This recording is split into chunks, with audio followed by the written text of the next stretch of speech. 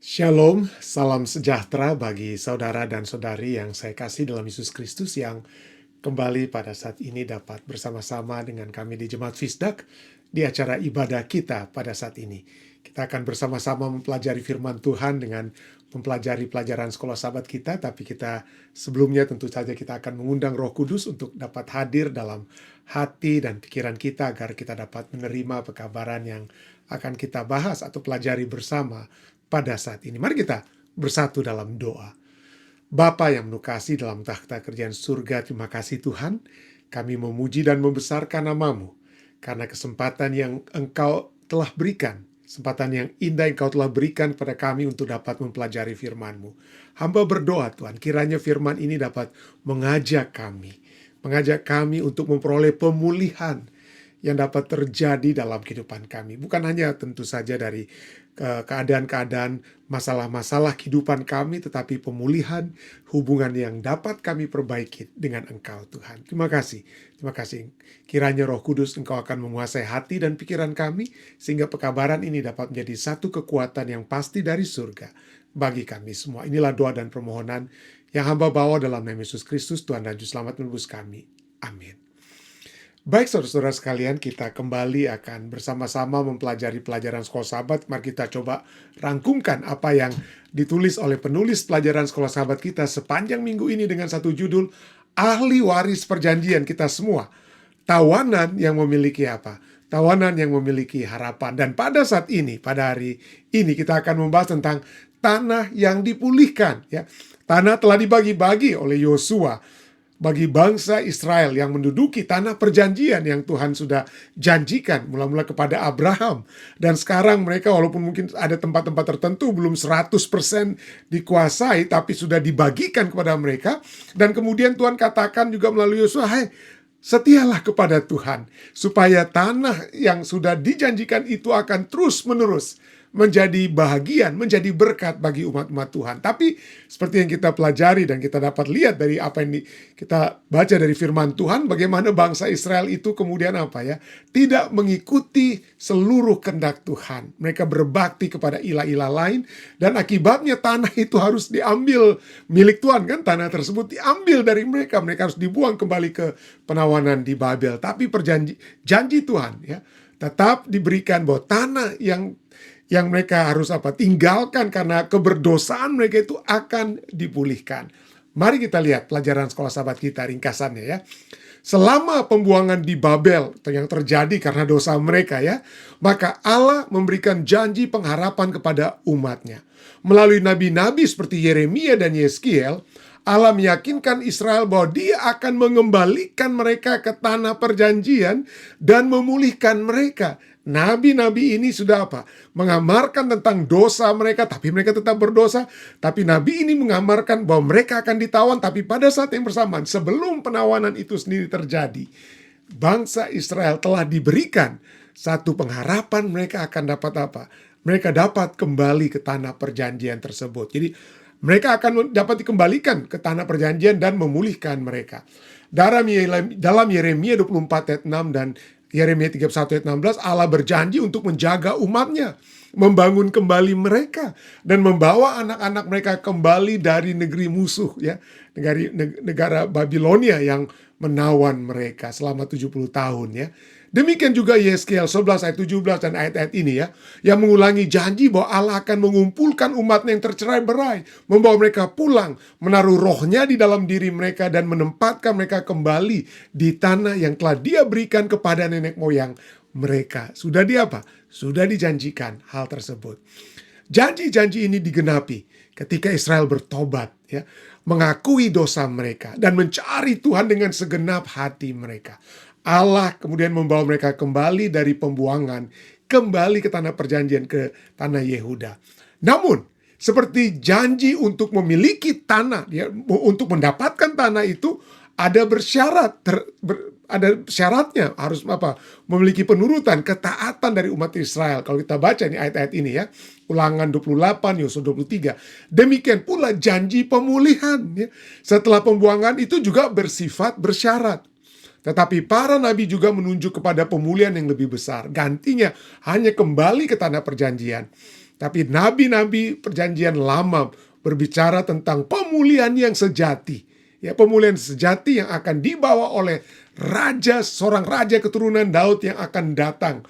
Berdasarkan Yesaya pasal 9, Sakaria 9, ya, ayat-ayat ini ya. Janji itu, dengan kata lain, janji itu pada akhirnya digenapi dalam Yesus Kristus, di mana melalui kehidupan, melalui kematian Yesus dan kebangkitannya Yesus, yang menjadi pusat penggenapan semua janji Allah kepada orang Israel zaman dahulu, dan juga janji kepada kita semua, Israel rohani. Kegenapannya dari dalam diri Yesus Kristus. Dalam perjanjian baru, tanah perjanjian tidak lagi menjadi fokus utama sebagai wilayah fisik.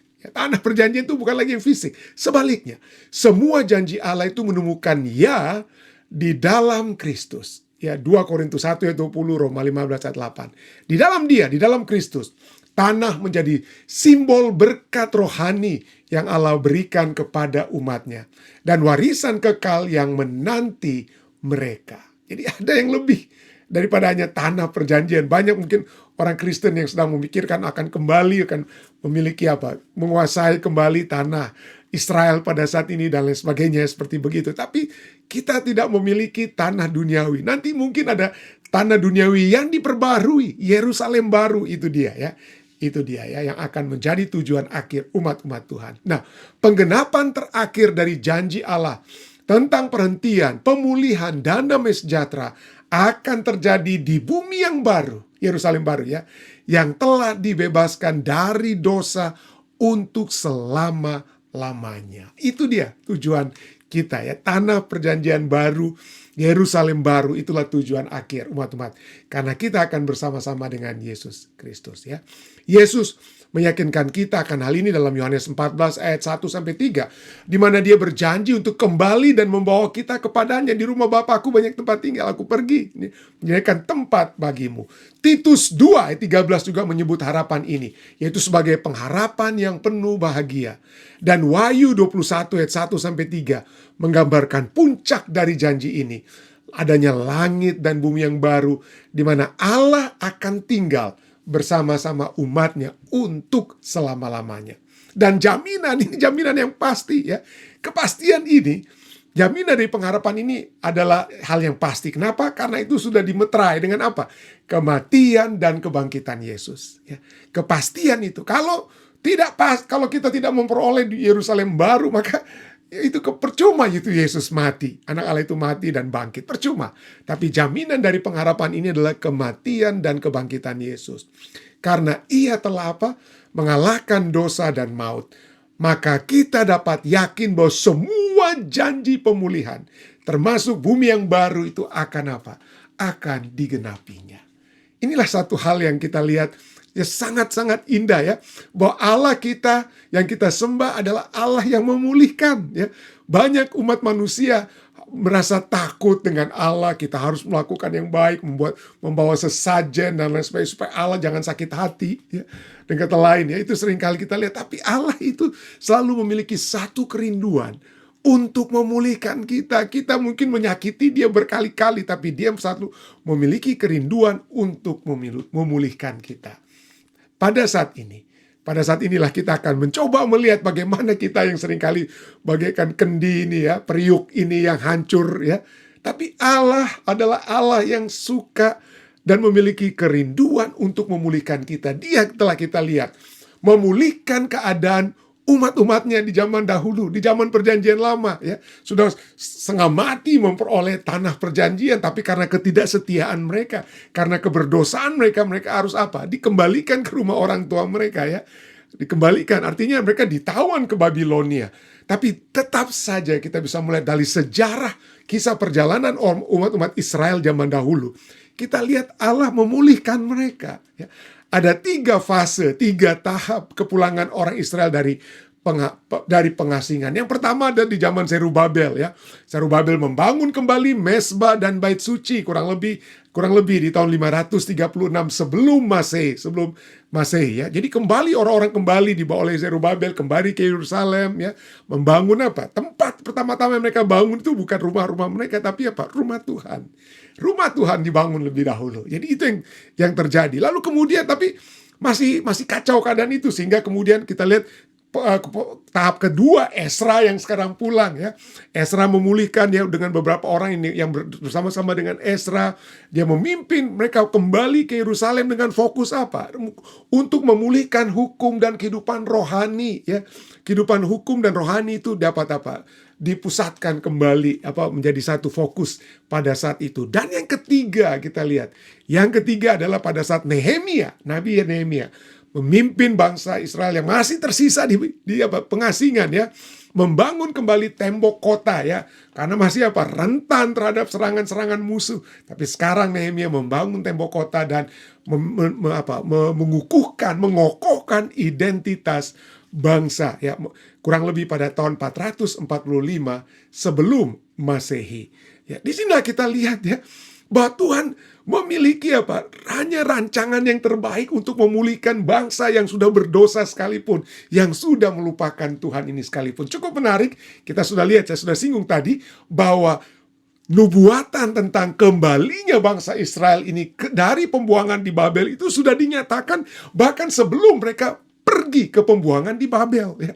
Dalam Yeremia 29 ayat 10 sampai 11, mari kita baca dulu ayatnya yang ke-10.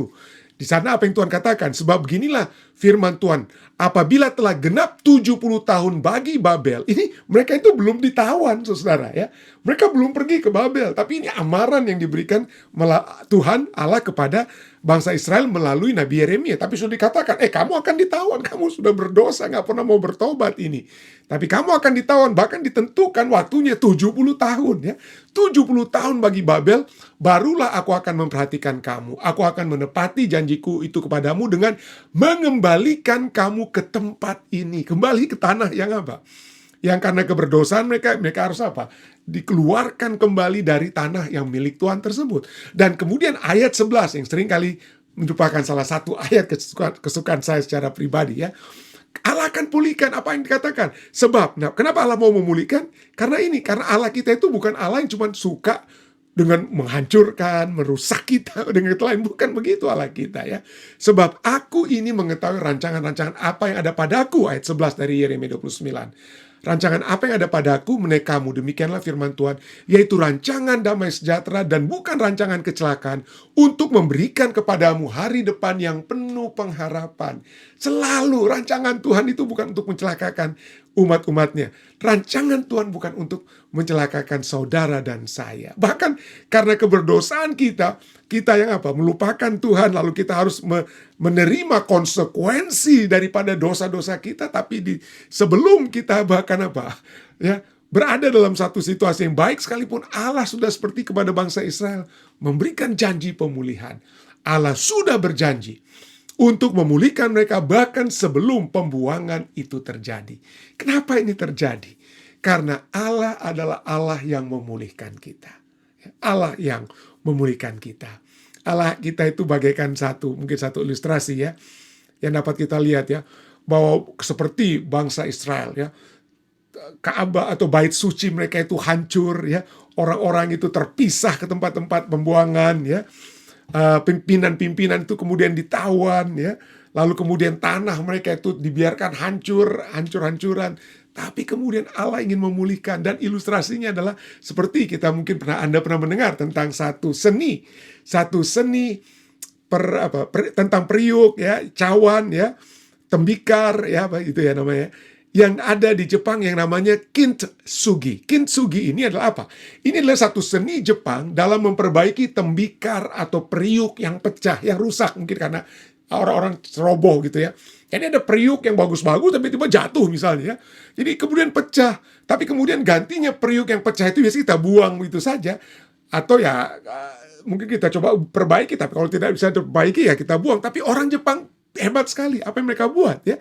Tembikar yang pecah kemudian itu disatukan kembali pecahan-pecahannya menggunakan pernis yang ditaburi. Jadi ada apa? Lem-lem, tapi lem-lem tersebut ya untuk menyatukan kembali bagian-bagian yang pecah itu ditaburi dicampur dengan bubuk emas atau bubuk perak atau bubuk platinum. Jadi akhirnya menjadi satu seni yang lebih indah ya. Gantinya, jadi dengan kata lain, gantinya menyembunyikan keretakan supaya jangan sampai kelihatan lagi ada yang retak. Tidak, keretakan itu tetap ada. Teknik kintsugi ini justru menonjolkan adanya keretakan tersebut dan merayakan sejarah dan ketidaksempurnaan daripada periuk atau objek tersebut dengan mengubahnya dengan menjadi desain yang unik. Dan praktek kintsugi ini juga merupakan satu filosofi orang Jepang yang bagaimana? Untuk merangkul kerusakan dan perbaikan itu sebagai bagian pada sejarah atau kisah dari suatu objek. Dan kemudian menemukan keindahan dalam apa? Dalam ketidaksempurnaan. Jadi dengan kata lain kita dapat melihat ya, Alkitab itu berisi ketidaksempurnaan satu bangsa seperti bangsa Israel yang dituntun oleh Tuhan tapi berdosa. Lalu kemudian apa? Tuhan perbaiki. Demikian juga Alkitab berbicara tentang tokoh-tokoh Alkitab seperti Raja Daud yang dekat di hati Tuhan tetapi kemudian melakukan dosa-dosa seperti persinahan, pembunuhan dan lain sebagainya. Alkitab itu sangat jujur. Alkitab itu tidak seperti catatan buku sejarah para pimpinan-pimpinan di zaman-zaman dahulu yang menyembunyikan kelemahan mereka, menyembunyikan kesalahan mereka, dan hanya mengagung-agungkan kehebatan mereka, kemenangan mereka, nggak pernah tentang kekalahan ataupun keberdosaan. Alkitab justru menunjukkan semuanya untuk menonjolkan sejarah umat manusia, saudara dan saya, yang seringkali pecah-pecah, hancur-hancur ya. Tapi Allah telah membangun sesuatu yang lebih baik yang dapat terjadi dari kehancuran kita, dari keretakan kita. Kita menjadi satu objek yang bahkan mungkin lebih indah kelihatannya ya.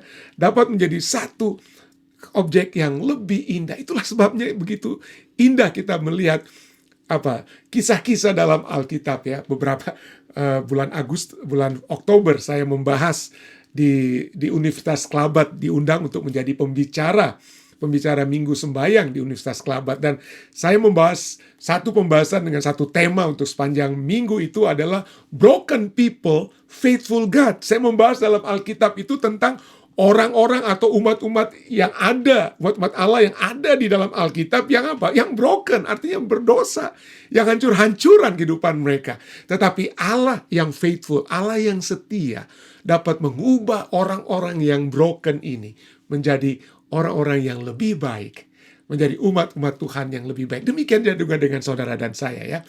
Allah dapat memulihkan apa yang hancur. Yoel 2 ayat 25 berbicara, aku akan memulihkan kepadamu tahun-tahun yang hasilnya dimakan habis. Seringkali kita itu apa ya?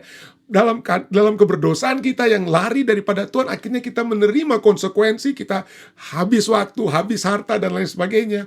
Tapi Allah adalah Allah yang rindu untuk memulihkan kita. Hosea 14 ayat 5 katakan, aku akan memulihkan mereka dari penyelewengan, seperti orang Israel ya.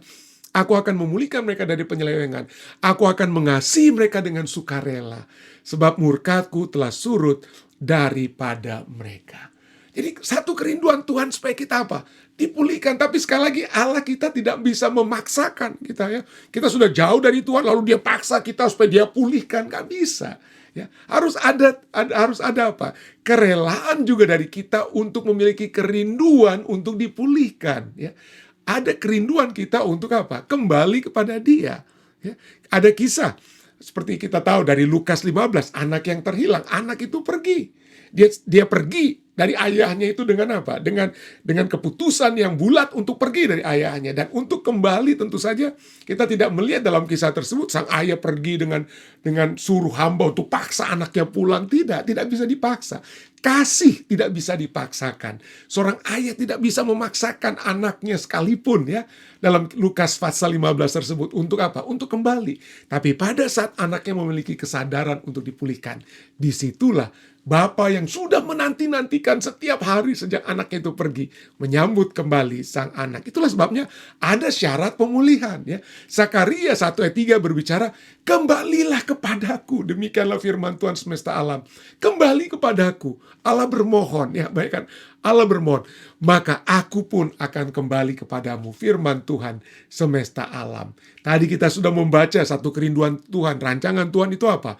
Untuk rancangan damai sejahtera yang memberikan damai, bukan kecelakaan pada kita. Yeremia 29 ayat 11 ya. Rancangan Tuhan itu rancangan damai, bukan rancangan kecelakaan, masa depan yang lebih baik untuk kita. Tetapi kalau kita baca ayat 12 katakan apa? Ayat 12 dari Yeremia 29. Ayat 11 itu rancangan Tuhan, tapi ayat 12 katakan apa?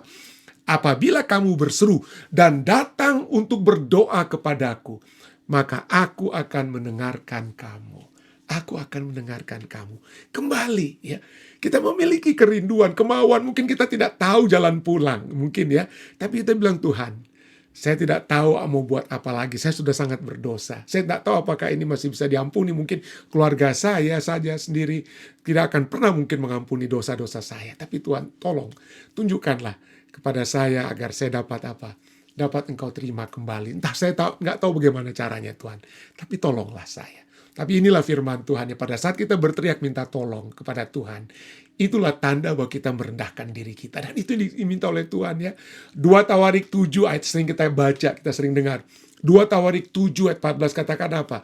Dan umatku yang atasnya namaku disebut, pada saat jika mereka merendahkan diri, berdoa dan mencari wajahku, lalu berbalik dari jalan-jalannya yang jahat, maka aku akan mendengar dari sorga dan mengampuni mereka.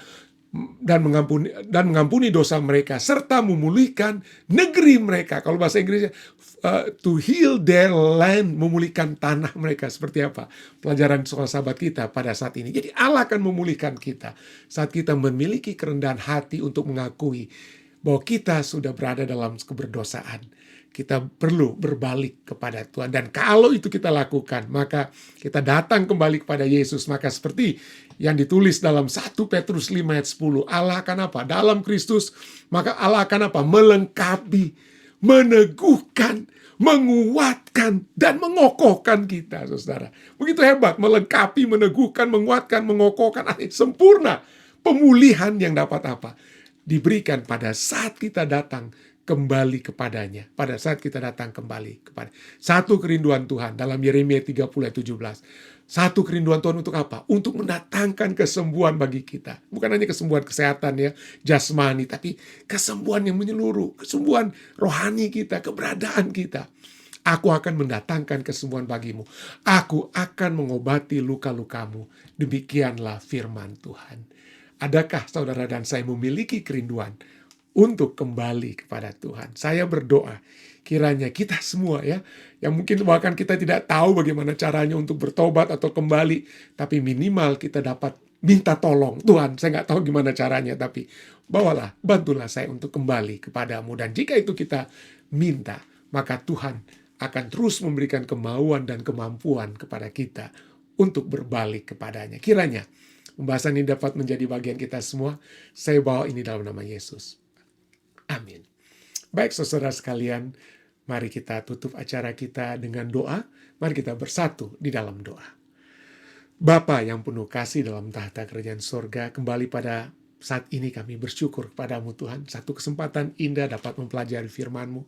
Bagaimana Engkau memulihkan kembali bangsa-Mu, umat-umat Israel di waktu yang lalu.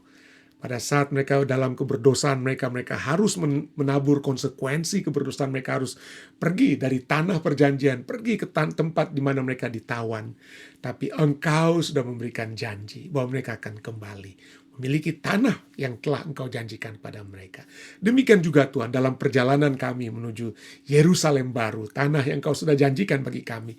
Seringkali kami berbalik dari Engkau, seringkali kami jatuh Tuhan, seringkali kami melakukan hal-hal yang tidak sesuai dengan kehendak-Mu, dan kami harus menabur kesalahan-kesalahan dan dosa-dosa kami sendiri. Tapi kami Tuhan rindu untuk selalu berbalik. Bantulah kami, ampunilah kami dari segala kesalahan dan dosa kami. Bantulah kembali kami untuk dapat berbalik kepadamu Tuhan. Terima kasih. Terima kasih atas kasih setiamu yang rindu untuk memperbaiki kami. Menjadikan kami sebagai umat-umatmu kembali yang lebih kuat. Karena Engkau yang mengokohkan dan menguatkan kami. Berkatilah seluruh umat-umatmu yang sedang menundukkan kepala. Ada di antara kami yang dalam keadaan sakit. Ada di antara kami yang merindukan agar anak-anak kami dapat kembali berbalik kepadamu. Dapat kembali dikuatkan kepadamu. Tuhan, Kami rindu agar kami dapat masuk dalam kerajaan surga bersama-sama dengan anggota-anggota keluarga kami, Tuhan. Bersama-sama dengan anak-anak kami. Biarlah itu, Tuhan, dapat membawa kami untuk dapat terus mendoakan mereka. Dan biarlah Roh Kudus, Engkau terus mengetuk pintu hati anak-anak kami, agar mereka itu berbalik, datang kembali kepadamu, Tuhan. Kami berdoa juga bagi saudari kami dengan masalah-masalah kebutuhan finansial mereka, kebutuhan-kebutuhan keuangan mereka. Engkau mengetahui pergumulan-pergumulan ini, Tuhan. Biarlah mereka dapat menyerahkan segala sesuatu. Biarlah Tuhan dapat menunjukkan jalan demi jalan yang dapat mereka lakukan untuk dapat memperoleh kelepasan dari masalah keuangan finansial yang mereka hadapi. Demikian juga mereka yang sedang bergumul dengan kesehatan mereka.